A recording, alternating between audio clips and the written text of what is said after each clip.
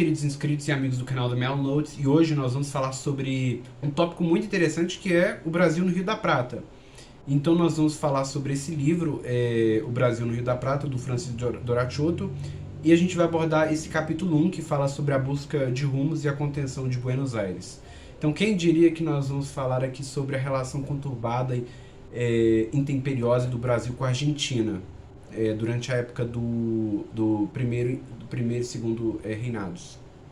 Bom, e naquele interregno do período regencial.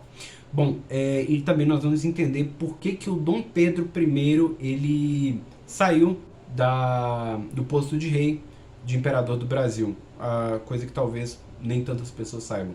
Então vamos começar. Então essa questão que traz toda essa parte inicial do livro do Francis Doracciotto, ou seja, até a página 41 do livro que está na descrição do canal, ele começa com Dom Pedro I, que recusou, né, um pedido de Buenos Aires para as tropas brasileiras saírem, né, do que hoje seria o Uruguai, que teve a sua independência lá em 1828.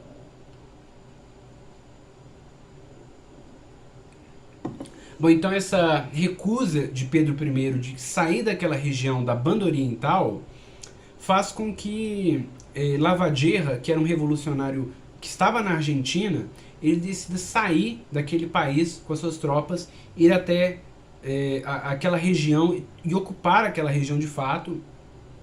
E, né, a diplomacia argentina falou que ele saiu da Argentina e a diplomacia argentina falou que não tinha nada a ver com aquilo. Nós não éramos responsáveis, e o Congresso achava interessante, a população argentina achava interessante, e os diplomatas argentinos, nós não teremos culpa por isso.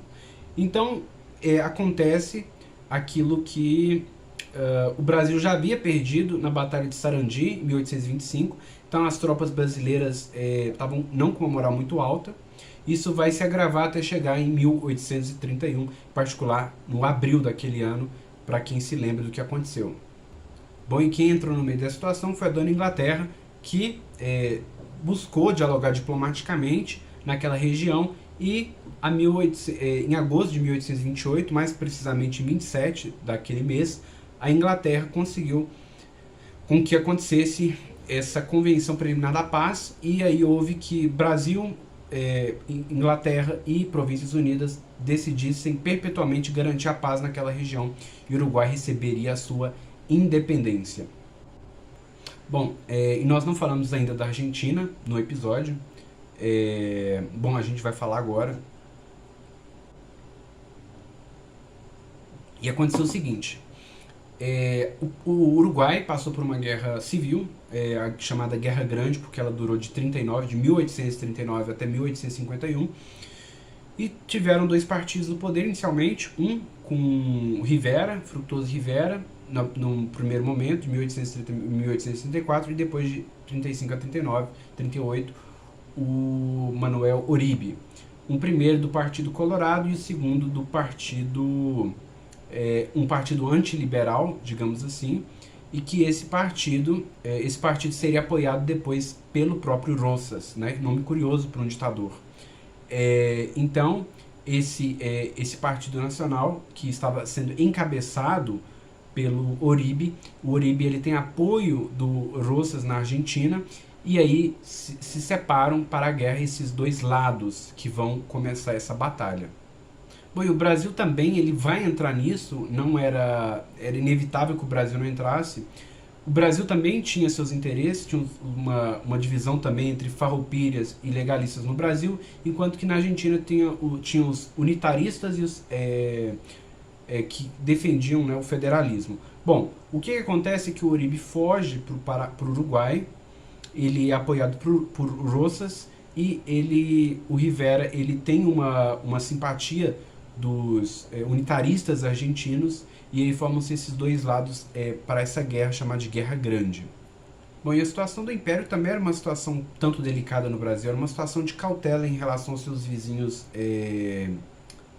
da América Latina. A gente sabe que o Rio Grande do Sul teve uma revolução e ele virou uma república em 1838, mas o que era que podia acontecer mais nesse conflito? Era simplesmente que a França e a Inglaterra entrassem nessa região e decidissem apoiar um país.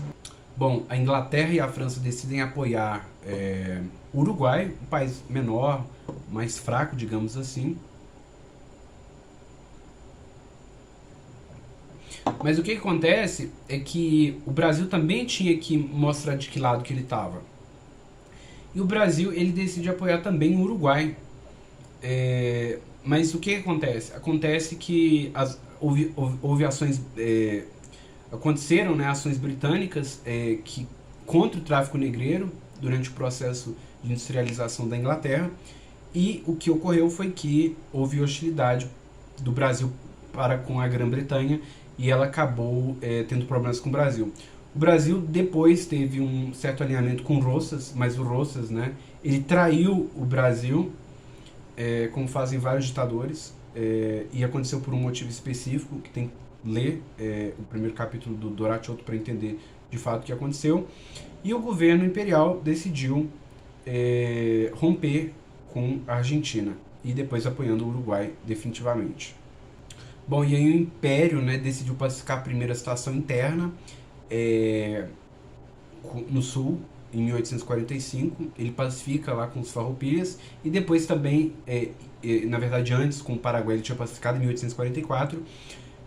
A guerra é ganha pelo Brasil, quer dizer, pelo Uruguai, com apoio de todos esses países, e com essa pleia de países eles conseguem ganhar. Depois o Brasil acaba ajudando o Uruguai com 138 mil, a moeda da época, 1.000 patacões, que era a moeda que era usada na época. Então acontecem esses empréstimos por parte de um grande empresário brasileiro chamado Mauá, o Irineu de Mauá. E a Argentina tendo perdido essa guerra, uma guerra civil no Uruguai, a gente sabe que também o que aconteceu depois foi que o Uruguai teve um triunvirato até 1854, digamos assim. Teve um triunvirato, e quem era a composição desse país? Por ironia do destino, era Rivera, Flores e, por último, Lavadierra. E é isso, foi assim que termina esse episódio, mas é claro que aconteceram várias outras coisas. Eu convido a ler, obviamente, o primeiro capítulo do Doracciotto. Então este é o episódio de hoje.